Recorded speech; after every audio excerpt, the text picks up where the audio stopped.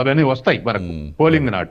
Yes, చూద్దాం. Yes, Mohammed గారు వస్తారు. సుమిత్ర గారు, మొహమ్మద్ గారు ఒకసారి వాయిస్. మొహమ్మద్ గారు, ఇప్పుడు ఏంటంటే ప్రధానంగా రూరల్కి అర్బన్కి ఆ డిఫరెన్స్ అయితే ఎప్పుడు కనిపిస్తూనే ఉంటుంది. మనకి ఓటర్ని పోలింగ్ స్టేషన్ వరకు తీసుకురావడం పెద్ద టాస్క్.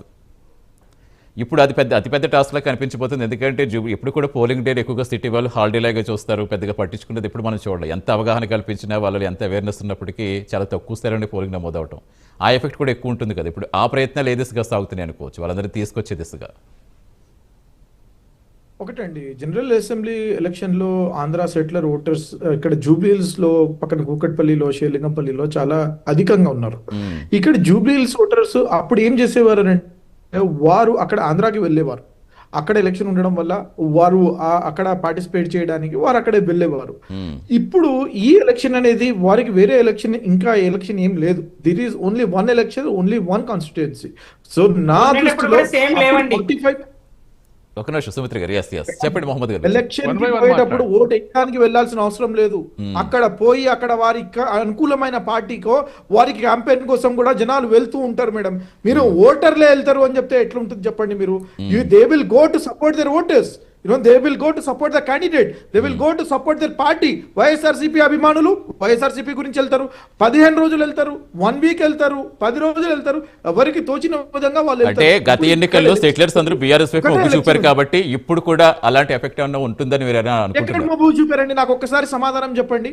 జనరల్ అసెంబ్లీ ఎలక్షన్స్ మనం చూసుకుందాం. నవంబర్ 30వ తారీఖున మనకి ఏదైతే ఎలక్షన్ జరిగిందో 2023లో, అప్పటికంటే కూడా 80,000 ఓట్లు వచ్చినటువంటి బీఆర్ఎస్ కి, దాని తర్వాత 6 నెలల్లో వచ్చినటువంటి ఎలక్షన్ లో ఎంత అంటే ఓటింగ్ పర్సెంటేజ్ వారికి తగ్గిపోయింది.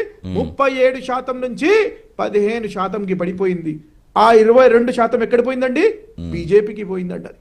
అందుకని చెప్పేసి వాళ్ళ లీడ్ కూడా అక్కడ తగ్గిపోయింది. బీఆర్ఎస్ ఇక్కడ 7 కాన్స్టిట్యుయెన్సీస్ లో కూడా బీఆర్ఎస్ మొత్తం అక్కడ వాళ్ళ క్యాండిడేట్ అయినటువంటి పద్మారావు గౌడ్ దగ్గర కూడా లీడ్ రాలేదు. 0 ఎంపీలు వచ్చినాయి.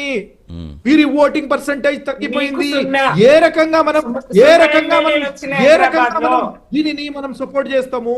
నేను ఒకటే మాట చెప్తున్నా, వారి బిడ్డ అయినటువంటి, వారి ముద్దు బిడ్డ అయినటువంటి కల్వకుంట్ల కవిత గారు బయటికి వచ్చి ప్రెస్ మీట్ పెట్టి మరి చెప్తున్నది, మా నాన్న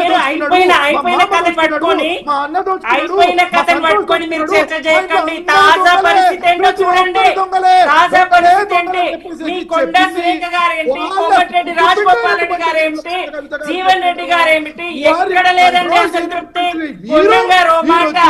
ఎంతమంది అండి, మీ కాంగ్రెస్ లో బీఆర్ఎస్ లో విభేదాలు వస్తే, పార్టీని కవిత గారు విభేదిస్తే నేను పక్కన పెట్టినాం, కొండా సురేఖ గారిని పక్కన పెట్టే దమ్ము మీకున్నదా?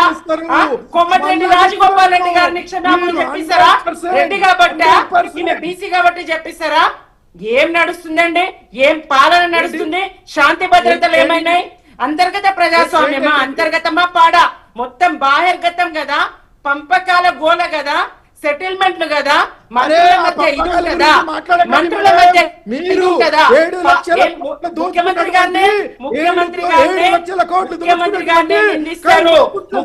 గారిని నిందిస్తారు. ఎవరు? కొండా సురేఖ గారి కుమార్తె కొండా సుస్మిత. ఆ గన్ను ఎవరికి ఇచ్చిందని చెప్తారు? ఆ గన్ను రేవంత్ రెడ్డి గారు ఇచ్చిందని చెప్తారు. ఆ గన్ను వ్యాపారవేత్తల, డెక్కన్ సిమెంట్ వ్యాపారవేత్త కవితకు తుపాకీ ఎక్కడిది?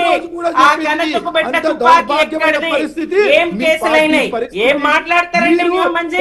ఏం మాట్లాడతారు? విషయం లేదు. హైదరాబాద్ లో ఒక్క ఎమ్మెల్యే గెలిచినా మీ ముఖానికి, ఆంధ్ర ఎన్నికలు తెలంగాణ. ఇద్దరు మాట్లాడితే ఏం అర్థం కాదు. ఒక్క నిమిషం. నేను ఏమంటానంటే, మీరు సుమిత్ర గారు మీ టైం వచ్చినప్పుడు మీరు మాట్లాడండి. మీరు నాతో ఫైట్ చేయడం వల్ల లాభం లేదు. ప్రజలు చూస్తున్నారు.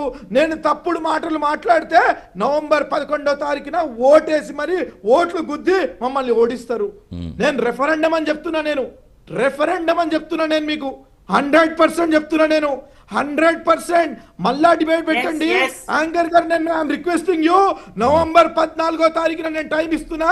100% డిబేట్ సీట్లు తీసుకొచ్చి మరి మీ ఆఫీస్ లో నేను తినిపిస్తా. నేను 100% గ్యారంటీతో చెప్తున్నా. నేను భ్రమలోనే ఉండండి, మీ ఆశ నిరాశ అవుతుంది. ఖచ్చితంగా మీ ఖచ్చితంగా ఆశ ఇప్పుడు నిరాశ గెలుపోవటం అవుతుంది. అనేవి ఎవరు ఎక్స్పెక్ట్ గమనంలో చేయలేం, రండి, మూడు ఎవరో సార్లు ఒకళ్ళే పోటీ గెలుస్తున్నది చేసి అందరికీ చూస్తాను. తెలిసిన వాస్తవమే. కానీ ఓటర్ ఎవరి వైపు ఉన్నాడో మీరు చెప్పినట్టు 14 తెలుస్తుంది, డెఫినెట్ గా మళ్ళీ కండక్ట్ చేద్దాం. ఎస్ సుమిత్ర గారు, ఇందాక సత్యంగా చెప్పినట్టు మీకున్న అబ్జెక్షన్స్ ఏంటి? అంటే ఇప్పుడు గతంలా ఉంటుంది అనేది మాత్రం మనం పూర్తిగా అనుకోలేము. ఖచ్చితంగా నెక్ టు నెక్ ఫైట్ ఉంటుంది. ఒకవైపు